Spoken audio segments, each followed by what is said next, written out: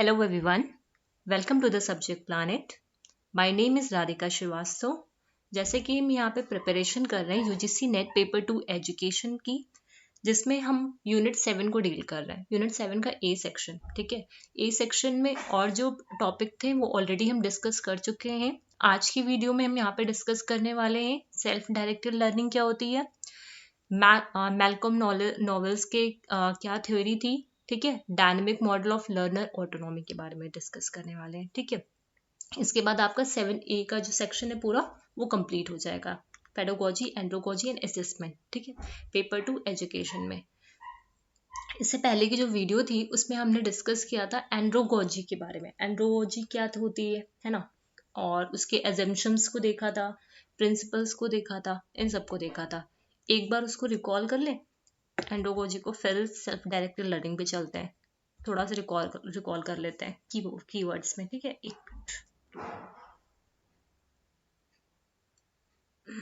एक मिनट, देखो एंड्रोगोजी में क्या पढ़ा था, थोड़ा सा रिकॉल करते हैं, ठीक है। एंड्रोगोजी में हमने क्या पढ़ा था, एंड्रोगोजी को कॉइन किसने किया था, एंड्रोगोजी ये जो टर्म है इसको कॉइन किसने किया था, कॉइन बाय, सिर्फ कीवर्ड देखेंगे, एलेक्जेंडर कैप। एलेक्जेंडर कैप ने इसे क्या किया था, कॉइन किया था, ठीक है। इसको पॉपुलर किसने करा था, ठीक है। पॉपुलर किसने किया था, जिसको हम लोग आज भी पढ़ते हैं। पॉपुलर की बात आएगी, इस तरह के क्वेश्चंस आते हैं कि ये जो टर्म था उसे कॉइन किसने किया था, तो अलेक्जेंडर कैप ने किया था। लेकिन पॉपुलर किसके वजह से हुआ था, ये जो थ्योरी थी आपकी, थ्योरी ऑफ एंड्रोगोजी, वो हुई थी मैल्कम नॉवेल्स की वजह से, ठीक है, ये ध्यान रखिएगा, ठीक। अब बात आती है एंड्रोगोजी जो था वो उस ग्रीक लेटर एंड्रो से निकला था, ठीक है। जिसका मतलब क्या होता है, अगर ग्रीक में पूछें कि एंड्रोगोजी का मतलब क्या होता है, मैन लीडिंग। क्या मतलब होता है, मैन लीडिंग, ठीक है। यहाँ पे हम क्या करते हैं, एडल्ट को लीड करने की बात करते हैं, ठीक है, एडल्ट को लीड करने की बात करते हैं, ठीक। तो ये इसमें क्या होता है, एंड्रोगोजी जो थ्योरी थी उसमें ये बताया गया कि कैसे एडल्ट अपनी सेल्फ कंसेप्ट को बिल्ड कर पाते हैं, ठीक है, कैसे वो खुद से लर्न कर पाते हैं। जैसे पेडागोजी में हमने बात की थी to lead the child leading की बात की थी, यहाँ पे हमने एडल्ट लीडिंग की बात की थी, ठीक। अब इसमें कुछ एजम्पशंस थे जो आपको याद रखने हैं, मैं सिर्फ कीवर्ड्स लिखूंगी, ज्यादा नहीं लिखूंगी, ठीक है। एजम्पशंस थे, ठीक है। एजम्पशन को सबसे पहले क्या था आपका एजम्पशन, सेल्फ कंसेप्ट, ठीक है, वो अपना सेल्फ कंसेप्ट खुद से बिल्ड कर पाए, ठीक। दूसरा एजम्पशन क्या था आपका, लर्नर का एक्सपीरियंसेस, मतलब जो भी एडल्ट लर्नर हैं उनके पास क्या होता है, बहुत ज्यादा एक्सपीरियंस होता है, ठीक है। उनके पास क्या होता है, प्रायर एक्सपीरियंस होता है, जिसको वो अपने कंसेप्ट को बिल्ड करने में यूज कर पाते हैं। देन उसके बाद क्या था आपका सीरम, एक सेकेंड रुको, ऐसे याद रहेगा, ठीक। लर्नर का एक्सपीरियंस हो गया, उसके बाद क्या आया, रेडीनेस टू लर्न, आर से क्या आया आपका, रेडीनेस टू लर्न, मतलब ये क्या होते हैं, रेडी होते हैं लर्न करने के लिए, ठीक है। कोई भी सब्जेक्ट हो, अगर उनको उसकी रेलेवेंसी दिख रही है, ठीक है, तो उसको वो लर्न करने के लिए हमेशा रेडी रहते हैं। फिर आता है ओ, ओ से क्या होता है, ओरिएंटेशन, ओरिएंटेशन टू लर्निंग, ठीक है। देन आपका आता है एम, एम से क्या होता है आपका, मोटिवेशन, एम से क्या आता है आपका, मोटिवेशन, मोटिवेशन टू लर्न। अब इसमें मैंने डिफरेंसेस भी बताए थे आपको, एंड्रोगोजी और पेडागोजी में क्या होता है। अगर एंड्रोगोजी में बात करें तो जो एडल्ट होते हैं उनको क्या होती है, इंट्रिंसिक मोटिवेशन होती है उनके पास, लेकिन उसी जगह जब पेडागोजी में बात करते हैं चाइल्ड की, तो वहां पे क्या होती है, एक्सट्रिंसिक मोटिवेशन होती है, ठीक है। तो ये एजम्पशंस हो गए। फिर कुछ प्रिंसिपल्स भी देखे थे इसके हमने, ये इंपॉर्टेंट चीजें हैं जो आपको याद रखनी भी है, ठीक है। तो इसे इसलिए मैं कीवर्ड से लिख दे रही हूँ कि पूरा पोथा ना लिखना पड़े वहां पे, ठीक। तो कीवर्ड से आप ध्यान भी रख सकते हो इसको। प्रिंसिपल्स की अगर बात करें, इससे क्वेश्चंस आते हैं आपके, जैसे कि मैं अभी कुछ यूनिट 7 के प्रैक्टिस क्वेश्चन देख रही थी, उसमें एक क्वेश्चन था कि जो एंड्रोगोज एडल्ट लर्नर्स होते हैं वो चार ऑप्शन है आपके उसमें।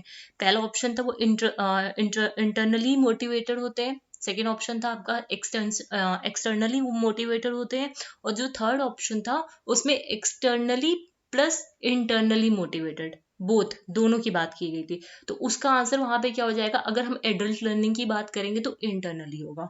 ठीक है, इंटरनली और एक्सटर्नली दोनों नहीं होगा। ठीक, अब प्रिंसिपल की बात करते हैं, ये कैसे होता है। सबसे पहला बार प्रिंसिपल क्या है, सेल्फ डायरेक्टेड होते हैं। ठीक है, सेल्फ डायरेक्टेड होते हैं, और क्या बोल सकते हैं, इंटरनली मोटिवेटेड होते हैं। इंटरनली मोटिवेटेड होते हैं, ये क्या है, इनके प्रिंसिपल ही तो है ना। इंटरनली मोटिवेटेड होते हैं, और इनके पास एक्सपीरियंसेस, बहुत सारे लाइफ एक्सपीरियंसेस होते हैं। ठीक है, ये भी लिख सकते हो।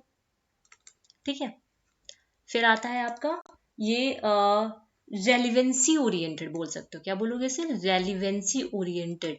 मतलब ये उन्हीं सब्जेक्ट को पढ़ना पसंद करते हैं, या उधर ही इनका इंटरेस्ट ज्यादा होता है जिसका इनको रेलिवेंट दिखता है इनके टुवर्ड्स देयर जॉब या फिर उनकी पर्सनल लाइफ में, वो उन्हीं सब्जेक्ट्स को में इंटरेस्ट लेते हैं, है ना। देन आता है आपका प्रॉब्लम सेंटर्ड। अब इसमें भी मैंने जब डिफरेंस की बात की थी तो क्या था, जो पेडागोजी होती है वो किस पे फोकस करती है, कंटेंट ओरिएंटेड होती है, लेकिन जब एंड्रोगोजी की बात करते हैं वो प्रॉब्लम सेंटर्ड होती है। तो क्वेश्चंस को जब आप करोगे या जब प्रैक्टिस क्वेश्चंस निकालोगे आप, तो उसमें जब सॉल्व करोगे तो आप देखोगे कितने सारे क्वेश्चंस डायरेक्टली यहाँ से पूछे जा रहे हैं, और उससे क्या होगा, आपका कंसेप्ट भी बिल्ड हो पाएगा। ठीक है, चलो फिर अब हम बात करते हैं, अपने टॉपिक पे आ जाते हैं। ठीक, अब बात करते हैं सेल्फ डायरेक्टेड लर्निंग। ठीक है, एंड्रोगोजी हो गया, सेल्फ डायरेक्टेड लर्निंग की बात करते हैं। सेल्फ डायरेक्टेड लर्निंग क्या होती है, novels define self directed learning. देखो अभी हमने पढ़ा ना, सेल्फ डायरेक्टेड लर्निंग कहाँ पे आती है, एडल्ट लर्निंग में आती है।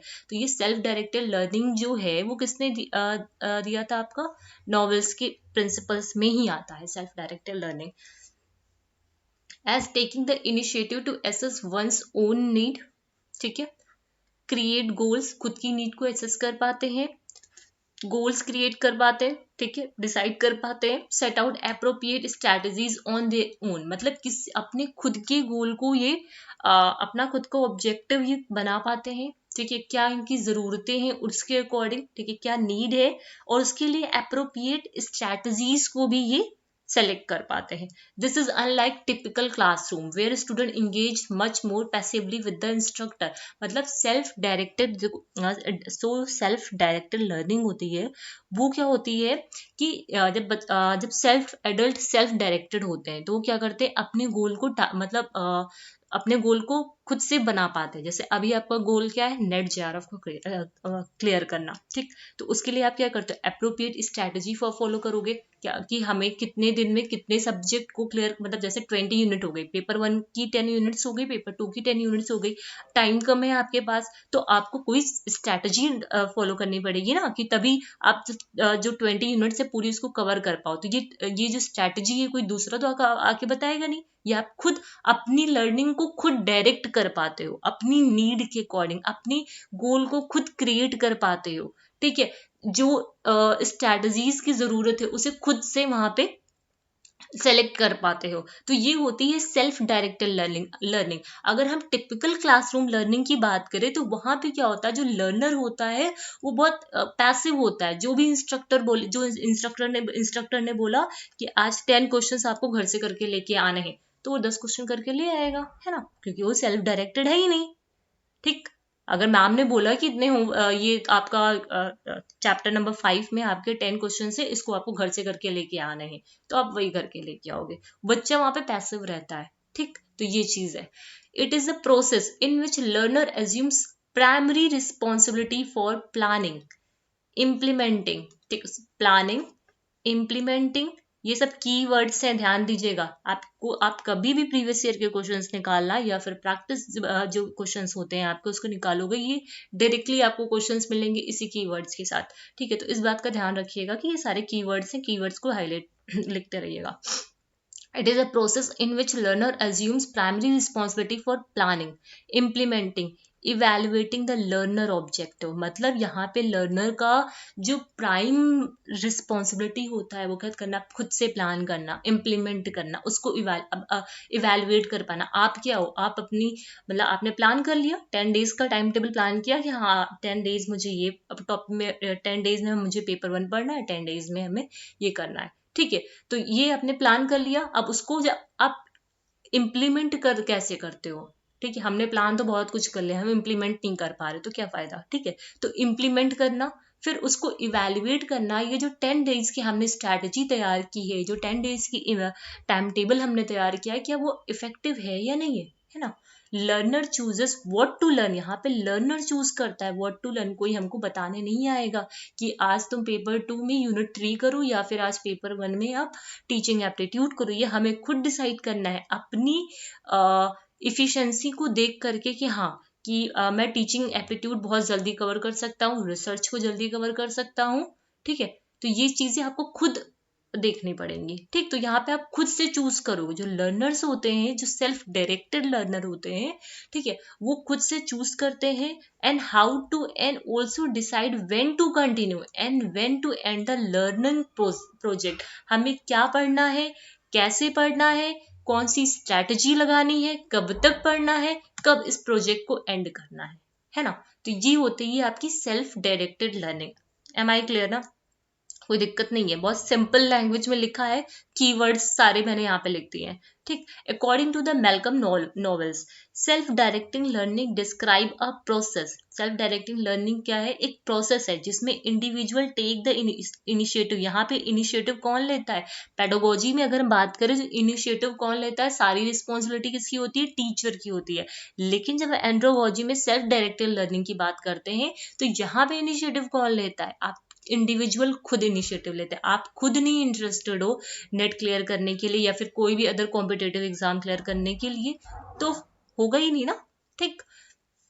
Self directed learning describes a process in which individual take the initiative with और without the help of other. यहाँ पे किसी की हेल्प नहीं लेते, ठीक, वो खुद से इनिशिएट करता है। इन डायग्नोजिंग देयर लर्निंग नीड, वो डायग्नोज करता है लर्निंग नीड्स को, अपनी फॉर्मुलेट करता है लर्निंग गोल्स को, ठीक है।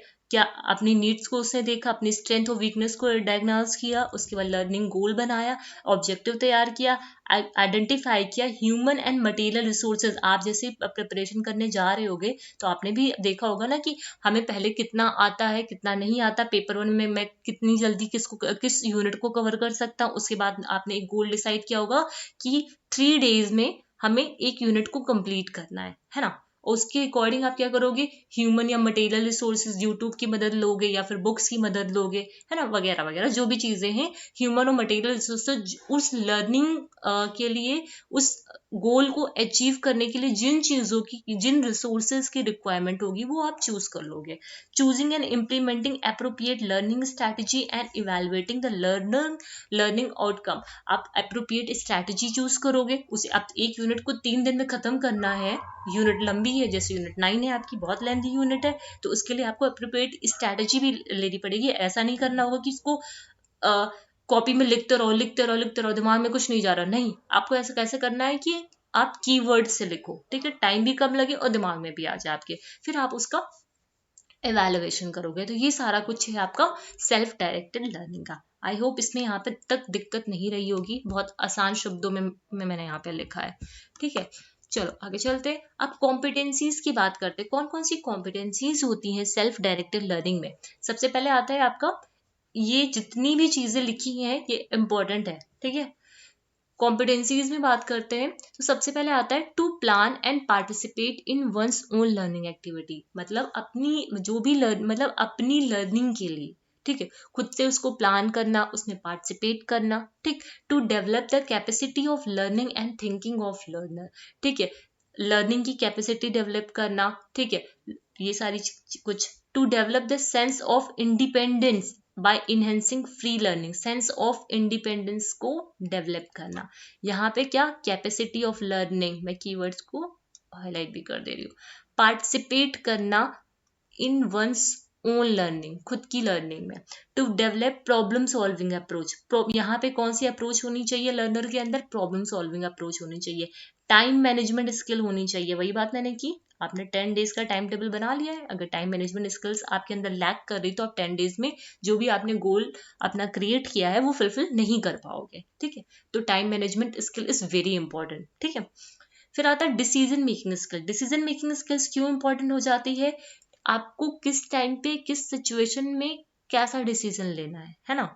अगर आपने अगर डिसीजन मेकिंग स्किल्स आपके अंदर नहीं है, आपने गलत डिसीजन ले लिया, टीचिंग एप्टीट्यूड है आपका, रिसर्च एप्टीट्यूड है आपका, है ना, आईसीटी है आपका, कम्युनिकेशन है, ठीक। अब इन चारों में आपको कौन सा यूनिट सबसे पहले पिक करना है पढ़ने के लिए, ये आप डिसाइड करोगे। तो ये आपका डिसीजन डिसाइड करेगा। डिसीजन सही मतलब 2 डेज का आपके पास टाइम है, तो आपको देखना है कि कौन सी यूनिट में 2 डेज में, 2 यूनिट में 2 डेज में कितनी आसानी से फिनिश कर पाऊंगा, ठीक। तो डिसीजन मेकिंग स्किल भी यहाँ पे इंपॉर्टेंट हो जाती है। तो ये कॉम्पिटेंसीज थी आपकी सेल्फ डायरेक्टेड लर्निंग की। अब बात करते हैं कौन कौन से एजम्पशंस थे सेल्फ डायरेक्टेड लर्निंग के। नॉवेल्स ने 5 की एजम्पशंस दिए सेल्फ डायरेक्टेड लर्निंग में। सबसे पहला क्या? Self directed learning assumes that human being grows in a capacity and needs to be self directing as an essential component in maturing। मतलब जो ह्यूमन बीइंग्स होते हैं उनके अंदर ये कैपेसिटी होती है कि अपनी लर्निंग को वो खुद सेल्फ डायरेक्ट कर पाए। Self directed learning assumes that the learner experiences become an increasingly rich resource for learning। Self directed learning में क्या होता है, जो लर्नर का एक्सपीरियंसेस होता है वो एक रिच रिसोर्स की तरह काम करता है, ठीक है, उनकी लर्निंग को इनहेंस कराने में, ठीक है। उनका जो एक्सपर्टीज होता है, उनका जो एक्सपीरियंस होता है, प्रायर एक्सपीरियंस होता है, वो एक रिसोर्स की तरह यहाँ पे काम करता है। देन आता है it assumes that individual become ready to learn what is required to perform their evolving life task और to cope more adequately with their life problem. Individual को हमेशा रेडी रहना चाहिए कि उसे कैसे परफॉर्म करना है, कैसे अपने लाइफ की जो भी प्रॉब्लम्स है लाइफ रिलेटेड उसको कैसे कोप अप करना है, ठीक है। It also assumes a natural orientation, ये कीवर्ड है आपका, ठीक है, क्वेश्चन आया हुआ है ये, आया हुआ नहीं सॉरी, ये प्रैक्टिस बुक में मैंने देखा था इस क्वेश्चन को, ठीक है। It also assumes that natural orientation of individual is task और प्रॉब्लम सेंटर्ड। फिर आता है self directed learning assumes that learner are motivated by internal incentives. यहाँ पे जो लर्नर होते हैं वो इंटरनल इंसेंटिव से मतलब इंटरनली मोटिवेटेड होते हैं, ठीक। तो ये क्या थे? 5 की एजम्पशंस थे आपके सेल्फ डायरेक्टेड लर्निंग के, ठीक। अब कैरेक्टरिस्टिक्स क्या है? वही set goal for extending their knowledge and sustaining their motivation, ठीक है। अपनी नॉलेज को गोल सेट करो, अपनी नॉलेज को इनहेंस करो, मोटिवेशन को जरूरत यूज करो। Learners can manage there emotion well, जो भी लर्नर्स होते हैं वो अपने इमोशंस को अच्छे से यहाँ पे मैनेज कर पाते हैं। They can periodically monitor there progress towards the goal.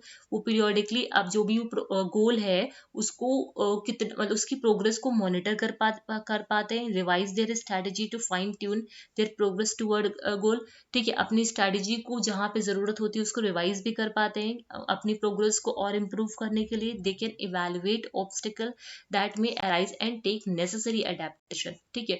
ये जो भी ऑब्स्टिकल आ रहे हैं उनके गोल के टूवर्ड्स उसको क्या कर पाते हैं, जो अराइज हो रहे हैं ऑब्स्टिकल मतलब जो भी ऑब्स्टिकल्स हैं जो आ रहे हैं उनके गोल को फुलफिल करने में मतलब उनके गोल को जिसकी वजह से वो फुलफिल नहीं हो पा रहे उसको वो इवेलुएट कर पाते हैं, है ना। अब बात करते हैं यहाँ पे आपका वो था डायनेमिक मॉडल ऑफ, ये था dynamic model of learner autonomy, ये आपके उसमें दे रखा हुआ सिलेबस में। अब dynamic model of learner autonomy को पढ़ने से पहले हम ये समझेंगे कि लर्नर ऑटोनॉमी क्या होती है ना। सबको ये तो पता होना चाहिए, हम डायनेमिक मॉडल तो पढ़ रहे हैं लेकिन लर्नर ऑटोनॉमी होती क्या है। देखो लर्नर ऑटोनॉमी क्या है, एक मेटा कैपेसिटी है, ठीक है। कीवर्ड ध्यान रखो, ये क्या है? Meta capacity, that is second order capacity of the learner to take control of their learning process to different extent and in different ways according to the learning experience learning situation, learner autonomy एक Meta capacity है, मतलब एक इसमें क्या होता है, जो learners होते हैं अपनी प्रोसेस को, लर्निंग प्रोसेस को डिफरेंट डिफरेंट सिचुएशंस में वो कंट्रोल कर पाते हैं। अकॉर्डिंग टू द सिचुएशन वो अपनी लर्निंग प्रोसेस को वहां पे कंट्रोल कर पाते हैं। Learner autonomy is a complex construct. ये क्या एक कॉम्प्लेक्स कंस्ट्रक्ट है, कंस्ट्रक्ट ऑफ कंस्ट्रक्ट है ये, ठीक है, entailing a various dimension and component. इनके जो चार कंपोनेंट है वो इसमें इंपॉर्टेंट है लर्नर ऑटोनॉमी। सबसे लर्नर ऑटोनॉमी में सबसे पहला आता है आपका cognitive and metacognitive component, then आता है आपका affective and motivational component, then आता है आपका एक्शन ओरिएंटेड कंपोनेंट, देन आता है आपका सोशल कंपोनेंट। अगर हम बात करते हैं कॉग्निटिव एंड मेटाकॉग्निटिव में, तो कॉग्निटिव एंड मेटाकॉग्निटिव में क्या आ जाते हैं उनके, देखो कॉग्निशन का मतलब क्या, उनका जो माइंड, उनके थॉट्स, उनकी फीलिंग्स, ये सारी चीजें यहाँ पे, थॉट्स वगैरह यहाँ पे आ जाते हैं। Cognitive and meta cognitive knowledge, awareness हो गई उनकी, लर्नर्स का बिलीफ हो गया, ये सारा कुछ यहाँ पे आता है। इफेक्टिव में बात करें, उनकी फीलिंग, इमोशंस, विलिंगनेस, मोटिवेशन, ठीक है, ये सारी कुछ आ जाती है। एक्शन में बात करें, स्किल्स आती हैं, उनका बिहेवियर कैसा, उनका डिसीजन कैसा है, तो एक्शन ओरिएंटेशन में ये आ जाता है। सोशल में अगर बात करें तो लर्निंग एंड मतलब सोशल, जो सोशल चीजें हैं वो सोशली कैसे हैं, ठीक है, लर्नर विद पार्टनर्स, एडवाइजर और टीचर्स, इन सब के साथ उनका रिलेशनशिप कैसा है। तो सबसे पहले आ गया आपका कॉग्निटिव एंड मेटा कॉग्निटिव, ठीक, देन आया आपका affective and motivational component, then आया आपका एक्शन ओरिएंटेशन कंपोनेंट, एंड फिर आया आपका सोशल कंपोनेंट, ठीक। तो देखो लर्नर ऑटोनॉमी क्या होती है, अगर सबसे पहले हम समझने की कोशिश करें तो लर्नर ऑटोनॉमी एक तरीके की मेटा कैपेसिटी है, जहाँ पे जो लर्नर्स होते हैं वो डिफरेंट डिफरेंट सिचुएशंस में, डिफरेंट डिफरेंट लर्निंग सिचुएशन में अपनी लर्निंग प्रोसेस को, अपनी लर्निंग को कंट्रोल कर पाते हैं एक अलग ही एक्सटेंट पे जाके, ठीक है। फिर आता है इसमें 4 डायमेंशंस होते हैं, ये इसेंशियल कंपोनेंट्स हैं एक तरीके की, जो आपके लर्नर ऑटोनॉमी आती है। लर्नर का cognitive and meta cognitive component, learner का अफेक्टिव कंपोनेंट हो गया, मोटिवेशनल कंपोनेंट हो गया, एक्शन ओरिएंटेड कंपोनेंट हो गया, उसका सोशल कंपोनेंट, ये सारी चीजें लर्नर ऑटोनॉमी में आती हैं। सबसे इसेंशियल कैरेक्टरिस्टिक्स क्या है लर्नर ऑटोनॉमी की, is the capacity of a learner to activate an interaction, ठीक है, and a balance among these dimension in different learning context and situation। मतलब क्या है, जो सबसे इसेंशियल करेक्टरिस्टिक्स है लर्नर ऑटोनॉमी की, वो ये है कि वो कैसे एक्टिवली इंटरैक्ट कर पाता है या फिर बैलेंस कर पाता है इन चारों डायमेंशंस में, किसी डिफरेंट डिफरेंट सिचुएशन में, जो डिफरेंट डिफरेंट सिचुएशन में कैसे इन चारों में वो बैलेंस कर पाता है खुद को, ठीक है, खुद की लर्निंग को, ठीक। तो वो है आप इसकी इसेंशियल, एक्टिवली पार्टिसिपेट कैसे कर पाता है, एक्टिवली पार्टिसिपेट करे, इंटरेक्शन कैसे करेगा इन चारों को बैलेंस करके, ठीक। तो ये एक इसेंशियल कैरेक्टरिस्टिक्स हो जाती है लर्नर ऑटोनॉमी की, ठीक है जी। अब आगे आते हैं हम dynamic model of learner autonomy. देखो dynamic model of learner autonomy की अगर हम बात करते हैं तो क्या होता है, dynamic model of learner autonomy takes the form of a sphere. अभी आपने जो इमेज देखी वो किस उस पे थी, वो स्फेयर में थी, ठीक है। मतलब ये जो डायनेमिक मॉडल है वो कैसा है, एक स्फेयर की तरह है ना। And entails the dimension of learner autonomy. यहाँ पे 3 डायमेंशंस आते हैं, ठीक है। ये एक स्फेयर के फॉर्म में होता है जहाँ पे 3 डायमेंशन के बारे में बात करते हैं। सबसे पहले आता है आपका एक्शन ओरिएंटेड डायमेंशन, ठीक है, एक्शन ओरिएंटेड डायमेंशन, ठीक। देन आता है आपका cognitive and meta cognitive dimension, वही चीज है जो वहां पे पढ़ के आए, ठीक। देन आता है आपका affective and motivational dimension, 3 dimension आते हैं यहाँ पे, ठीक। A social component is integrated into each of these dimension. जो सोशल कंपोनेंट वहां पे हमने पढ़ा था चौथा, वो इंटीग्रेट होता है इन सभी डायमेंशंस के साथ। Dimension distinction between these dimension remain on theoretical level since they are all closely, ये क्या होते हैं, क्लोजली इंटरविंड होते हैं, आपस में मिले होते हैं। हाउएवर ऑन द प्रैक्टिकल, अगर थ्योरेटिकल लेवल में देखें तो क्लोजली क्या होते हैं, इंटरविंड होते हैं ये तीनों डायमेंशन सोशल कंपोनेंट के साथ। जबकि जो प्रैक्टिकल लेवल होता है, having these distinctions is useful to both learner and teacher और एडवाइजर। मतलब ये जो आपके तीनों डोमेन्स हैं, ठीक है, डायमेंशंस हैं, ये हेल्पफुल होते हैं प्रैक्टिकली देखा जाए लर्नर्स के लिए, टीचर्स के लिए और एडवाइजर्स के लिए, so that they can better reflect on competencies, उनकी कॉम्पिटेंसीज को रिफ्लेक्ट कर पाते हैं, स्किल्स को रिफ्लेक्ट कर पाते हैं, स्ट्रैटेजीज को रिफ्लेक्ट कर पाते हैं, use opportunities that present themselves in language learning context to improve and enhance them. मतलब क्या है, ये जो डायनेमिक मॉडल है लर्नर ऑटोनॉमी का, ये क्या है, एक फॉर्म है स्फेयर का जिसमें 3 डायमेंशंस आते हैं लर्नर ऑटोनॉमी के, ठीक, जिसमें एक्शन ओरिएंटेड डायमेंशन आता है आपका, cognitive and meta cognitive dimension आता है और इफेक्टिव एंड मोटिवेशनल डायमेंशन आता है।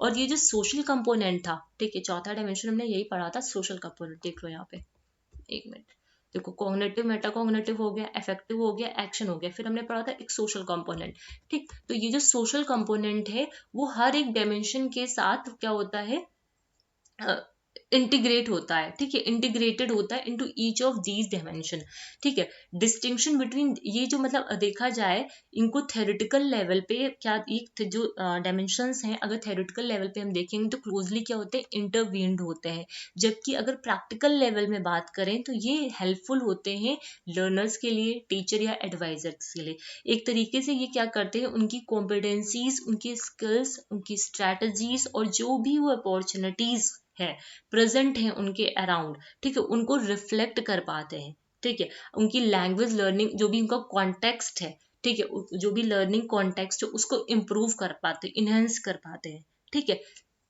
Each component of a dynamic model has a set of descriptive, मतलब जो भी हर एक कंपोनेंट का एक डिस्क्रिप्टिव है with specific statement about competencies, skills and behaviour formulated as can do statement. देखो, for I can organise a time, मैं time को ऑर्गेनाइज कर सकता हूँ, and a place for my learning, मैं अपने टाइम को, अपनी प्लेस को, अपनी लर्निंग के लिए मैं अपना टाइम और प्लेस ऑर्गेनाइज कर सकता हूँ, ठीक। I can set my self a task, मैं अपने आप से अपना टास्क सेट कर सकता हूँ, ये एग्जाम्पल्स हैं, ठीक है, इनकी कॉम्पिटेंसी, स्किल्स और बिहेवियर का। I can recognise my strength and weakness as a learner and reflect on this, ठीक है। मतलब यहाँ पे क्या है, मैं अपनी लर्निंग के लिए अपने टाइम को, अपनी प्लेस को, ठीक है, खुद से ऑर्गेनाइज कर सकता हूँ, अपना टास्क खुद सेलेक्ट कर सकता हूँ, अपनी स्ट्रेंथ और वीकनेस को क्या कर सकता हूँ, रिकॉग्नाइज कर सकता हूँ, या फिर उनका रिफ्लेक्शन में देख सकता हूँ।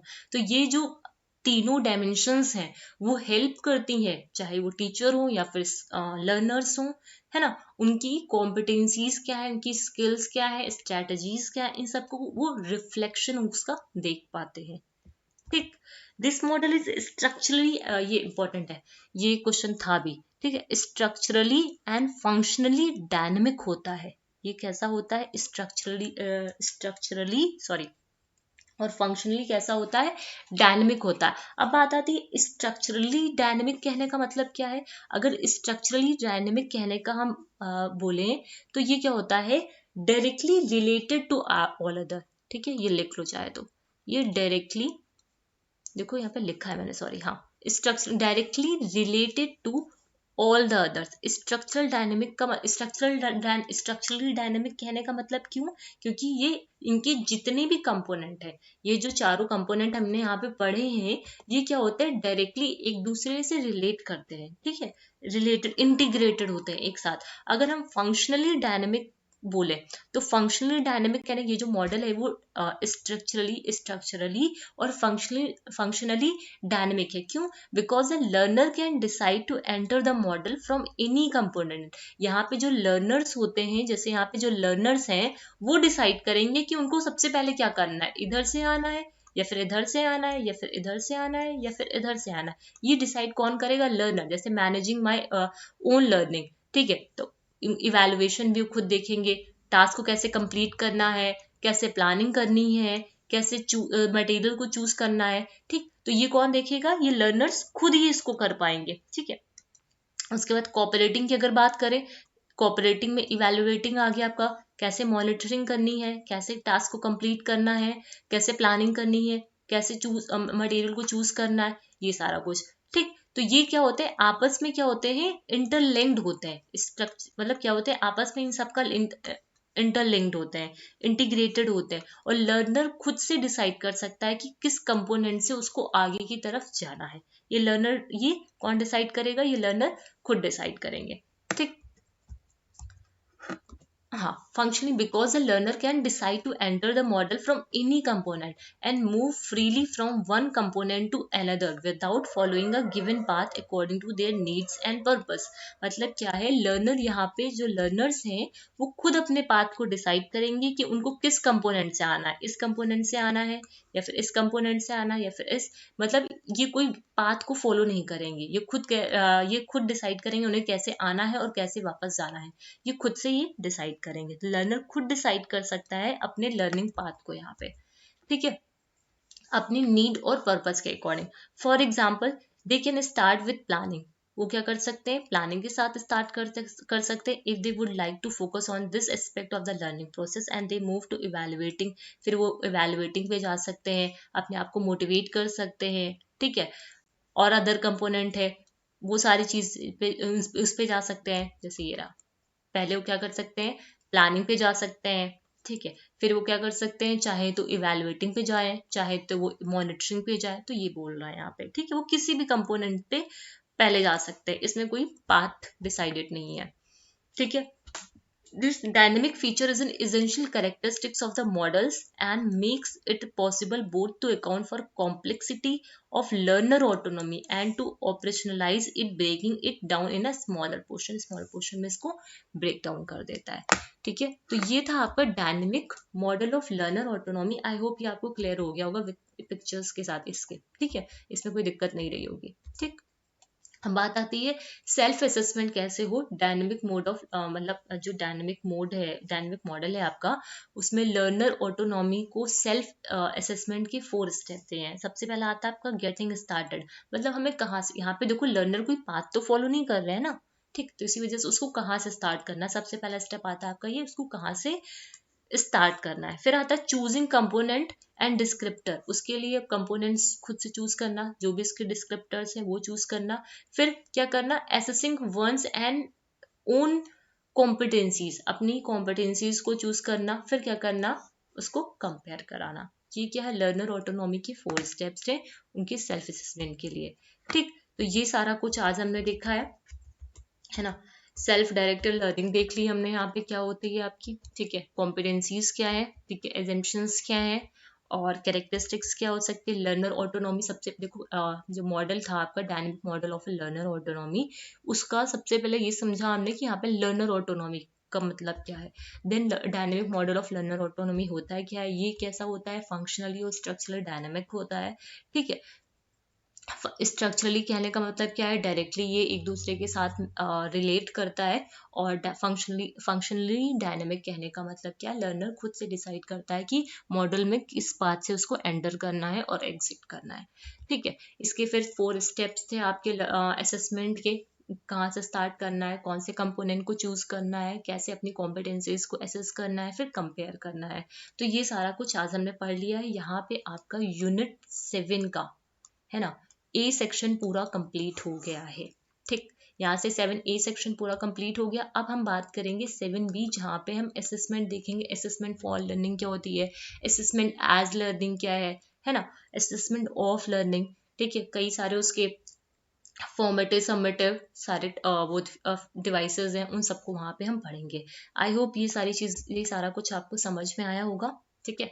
और अगर वीडियोस आपको इन्फॉर्मेटिव लग रही हैं तो प्लीज़ चैनल को सब्सक्राइब करिए, शेयर विद योर फ्रेंड्स, है ना। और उसके अलावा टेलीग्राम का लिंक आपको डिस्क्रिप्शन बॉक्स में मिल जाएगा, आप चाहो तो उसको ज्वाइन भी कर सकते हो। वहाँ पे मैं डेली बेसिस पे, अभी तक मैं नहीं दे पा रही हूँ, लेकिन वैसे मैं डेली बेसिस पे वहाँ पे क्विजेस देती हूँ और पेपर 1 का कुछ कंटेंट वहाँ पे प्रोवाइड करती है। अब ये आप पे है कि आप उसको ज्वाइन करना चाहते हो या नहीं ज्वाइन करना चाहते हो, उसका लिंक आपको डिस्क्रिप्शन बॉक्स से मिल जाएगा। और प्लीज़ जो भी फीडबैक हो उसे कमेंट सेक्शन में लिखिए कि वीडियोस आपको कैसे लगी, ठीक है। तो आज के लिए सिर्फ इतना ही, मिलते हैं नेक्स्ट वीडियो में। Thank you.